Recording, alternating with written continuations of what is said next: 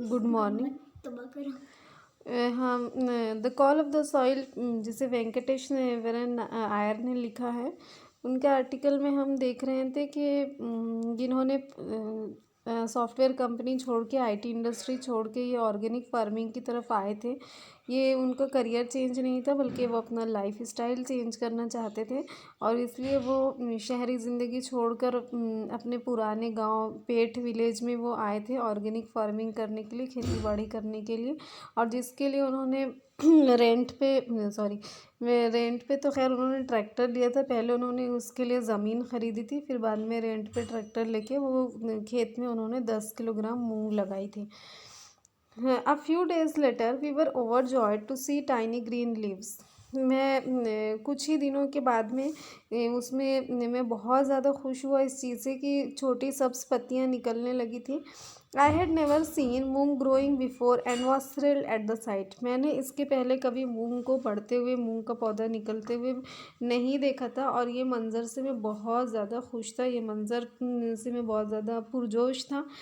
It was the same thrill I had felt as a young boy when I saw the first of the hibiscus I had planted bloom at the railway quarters in Ville Parle in Mumbai. ये बिल्कुल उसी तरह का जोश, बिल्कुल उसी तरह की खुशी थी, बिल्कुल उसी तरह का एक्साइटमेंट था जैसे कि जब मैं छोटा था और जब मैं रेलवे क्वार्टर में मुंबई में रहता था विले पार्ले में, और वहाँ पे मैंने एक हिबिस्कस का पौधा लगाया था, एक जासुंदी का पौधा लगाया था। तो उस वक्त मुझे जैसी फीलिंग आई थी या उस वक्त मुझे जो इस तरह से लग रहा था, जो बहुत मैं खुश था उसको देख के, बिल्कुल ऐसे ही एक्साइटमेंट, ऐसी ही खुशी मुझे अभी भी हो रही थी। I was grateful to have taken Moru's advice. और मैंने मोरू का जो मशवरा कबूल किया था उसके लिए मैं बहुत ज़्यादा खुश था, क्योंकि पहले तो ये मूंग लगाने के फेवर में नहीं थे और वो अभी तो सिर्फ किताबें पढ़ रहे थे और जानने की कोशिश कर रहे थे कि क्या लगाना बेहतर रहेगा और क्या करना चाहिए। लेकिन मोरू दादा ने ही इनको इंसिस्ट किया था, इनको इसरार किया था कि ये मूंग लगाने का सही वक्त है और अच्छे बीज भी मिल जाएंगे पास की गुजरात रियासत में। और उन्हीं के मशवरे पे इन्होंने ये लगाया था और काफ़ी अच्छे से पूरा खेत लहलहा गया था। The next thing मोरू दादा wanted to do was spray some pesticides on the plants. ये मशवरा कबूल करके तो वो उनका बहुत खुश थे, लेकिन जो दूसरी चीज़ थी, मोरू दादा ये चाहते थे कि ये पौधों पर पेस्टिसाइड्स का छिड़काव होना चाहिए, जरासीम कुछ अद्वियात का छिड़काव होना चाहिए। He claimed that it would give a higher yield. और उनका ऐसा मानना था कि इस तरह करने से फसल ज़्यादा होगी। This was something we did not want to do. ये ऐसी चीज़ थी जो हम नहीं करना चाहते थे। We were clear that we would not use any chemicals and tried to explain it to him. और हम बिल्कुल वाज़ेह थे, बिल्कुल क्लियर था ये हमारे पास में कि हम किसी भी किस्म का केमिकल इस्तेमाल नहीं करेंगे। जो वेंकटेश्वरन आयर और उनके जो भी साथी रहे होंगे, और यही चीज़ उन्होंने मोरू दादा को समझाने की कोशिश भी की। He reacted as we had suggested harakiri. लेकिन वो उस पर ऐसे उन्होंने रिएक्ट किया जैसे हमने उनको हरा करी सजेस्ट कर दिया। हरा करी एक्चुअली, हरा करी is a type of suicide. ये जापान में पहले था, मशहूर जापान में पहले हुआ करता था ऐसा। अभी तो दुनिया के किसी भी हिस्से में नहीं होता कि जो ऑनर किलिंग होती है, जो जनरली फ़ौजी लोग ये किया करते थे जंग में हार जाने के बाद में, या फिर किसी वजह से उनको ऐसा लगता कि उनकी इज़्ज़त को ख़तरा है, तो वो ख़ुद के पेट में तीर घोंप के, ख़ुद के पेट में तीर से छलनी करके ख़ुद की जान ले लिया करते थे। तो ये जो पर्टिकुलर ख़ुदकुशी का तरीक़ा था, सुसाइड का तरीक़ा था, इसको हाराकिरी कहा जाता था। तो ये बिल्कुल इन्होंने जब मोरू दादा से कहा कि हमको पेस्टिसाइड या कोई केमिकल का इस्तेमाल नहीं करना है, तो वो बिल्कुल ऐसे रिएक्ट उन्होंने किया जैसे हमने हरा करी, यानी कितनी तकलीफ़दा चीज़ सजेस्ट की है, कितनी तकलीफ़दा बात कही है। It took a lot of convincing to ensure that Moru दादा and his friends did not use any chemicals on the farm. फिर बहुत ज़्यादा टाइम लगा इस चीज़ को मोरू दादा को समझाने के लिए और उनके दोस्तों को समझाने के लिए कि वो केमिकल्स का इस्तेमाल नहीं करेंगे खेत में। They refuse to understand how crops could grow without sprays, और वो इस बात को समझने से इनकार कर रहे थे कि किस तरह से बग़ैर स्प्रे के, बग़ैर वो अद्वियात के स्प्रे के कोई फसल ग्रो हो सकती, कोई फसल बढ़ सकती है। Contrary to what every one had told us, लेकिन उसके बरखिलाफ़ जैसे कि सबने हमसे कहा था, nature did her job and she needed no bribes to get the work done. कुदरत ने अपना काम किया और कुदरत को किसी रिश्वत की ज़रूरत नहीं होती है, यानी खुदा ने अपना करम दिखाया। और बेशक पौधों में जान डालने वाला, पौधों को बड़ा करने वाला तो वही होता है। Soon it was harvest time and we manage respectable 300 kilograms, और जल्द ही फसल के काटने का वक्त आ गया और हमने 300 किलोग्राम मूंग हासिल की। 10 किलोग्राम मूंग के बीज इन्होंने डाले थे खेत में और 300 किलो की फसल हुई। एन awful lot of मूंग and with it a lot of confidence.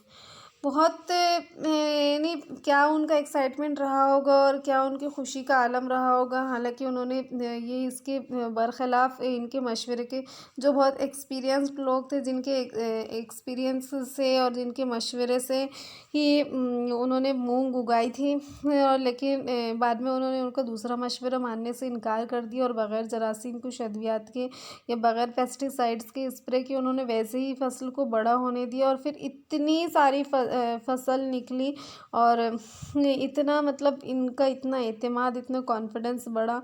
Now I was certain the land was fertile and that it was possible to grow crops without chemicals. अभी मुझे पूरा यकीन हो गया था कि ये ज़मीन अच्छी ज़रख़ेज़ है, फ़र्टाइल है, अच्छी फसल इसमें हो सकती है बग़ैर किसी केमिकल के भी। कोई केमिकल नहीं भी डाला जाए तो भी फसल इसमें अच्छी हो सकती है। It was a major moral booster, और इससे इनका हौसला और भी ज़्यादा बढ़ा। इसमें फिर है द सेंट ऑफ राइस, चावल की खुशबू। पहली फसल तो इन्होंने मूंग की उगाई थी, फिर बाद में ये चावल देख रहे थे। The first year I was late for the rice sowing season and had to resort to growing the GR4 variety that was short term and recommended by the agricultural officers at कोसाबाद।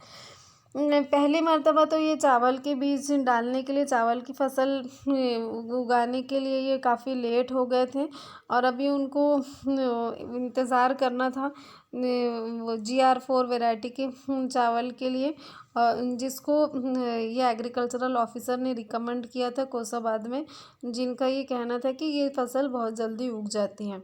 The next year we decided that we would start early and try to find some good traditional variety of rice to grow. अगले साल हमने ऐसा decide किया, फैसला किया कि हम जल्दी ही शुरू करेंगे और कुछ रिवायती क्वालिटी के, रिवायती किस्म के चावल हासिल करेंगे फसल उगाने के लिए।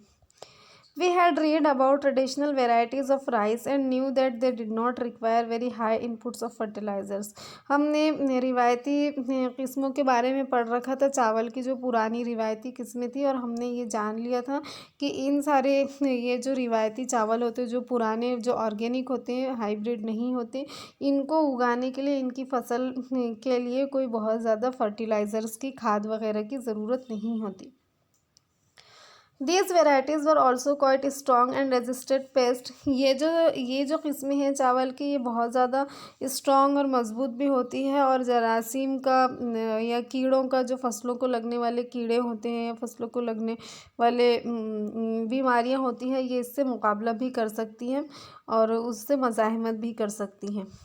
We were sure that it was this type of rice that would grow well in our farm where we did not use any chemicals at all. और हमें पूरा यकीन था कि इस तरह के, इस किस्म के चावल हम हमारे खेत में उगा लेंगे, जबकि हमने कोई भी किस्म की केमिकल इस्तेमाल नहीं की थी। Our previous year's experience and low yield had taught us a lesson and we were sure we would not plant hybrid this year. और जो हमारा पिछले साल का तजुर्बा था और उसमें बहुत कम फसल हुई थी, उससे हमने ये सबक सीखा था कि अब हम कोई भी हाइब्रिड प्लांट नहीं लगाएंगे। Then in April 2005 we started to look for a good variety of traditional rice. फिर अप्रैल 2004 में ये जॉब छोड़ के फार्मिंग की तरफ आए थे और अभी अप्रैल 2005 में इन्होंने अच्छे चावल की रिवायती किस्म के लिए तलाश शुरू की। It was one of our neighbours in the village, a businessman from Mumbai who owned land, who suggested that we plant a local scented variety of rice. ये तो एक इनके पड़ोसी थे, बिजनेसमैन थे मुंबई में, जिन्होंने खुद भी ज़मीन ख़रीदी थी। तो उन्होंने इनको मशवरा दिया कि हमने लोकल जो यहाँ के आम चावल हैं खुशबू वाले, वो चावल हमने उगाने चाहिए। Most of the farmers in and around the village of Pet had switched over to hybrids. और पेट विलेज के ज़्यादातर किसान अभी हाइब्रिड पे स्विच कर चुके हैं, यानी अभी हाइब्रिड ही वो उगाते हैं और ऑर्गेनिक फार्मिंग नहीं करते हैं। The younger generation of farmers thought I was crazy to ask for the desi variety as they called it. और जो नौजवान नस्ल थी किसानों की, वो तो ऐसा मुझे पागल समझ रहे थे कि मैं देसी चावल उगाना चाहता हूँ। देसी, इन लोगों ने ही उसको देसी नाम दिया था। जो नए किसान थे, ऑर्गेनिक को वो लोग देसी कह रहे थे और ये कह रहे थे कि ये पागल है जो देसी वेराइटी ढूंढ रहे हैं। My regular visits to the village around searching for a good traditional variety also did not yield any result and we were almost giving up hope। और मैं कई मरतबा गांव गया, रेगुलर में विज़िट करता रहा ट्रेडिशनल वैरायटी के चावल ढूंढने के लिए, लेकिन कोई भी इसका नतीजा नहीं मिला था, कोई भी हल हासिल नहीं हुआ था और मैं बिल्कुल अपनी उम्मीद छोड़ने ही वाला था। I decided to give it one last try and spoke to Baban's father and some other elders। फिर मैंने एक आखिरी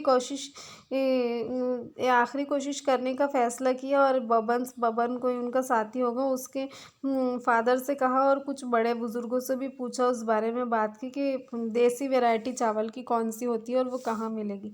after many meaningful conversation they mention the name of Kasbai. बहुत बार काफ़ी सैर हासिल गुफ्तगू हुई, बहुत देर तक की बातचीत हुई, हेल्दी डिस्कशन हुआ और फिर उन लोगों ने कस्बाई चावल का नाम लिया कि कस्बाई जो चावल है वो देसी वैरायटी है और वो बहुत अच्छा, सबसे बेहतरीन वो चावल होता है।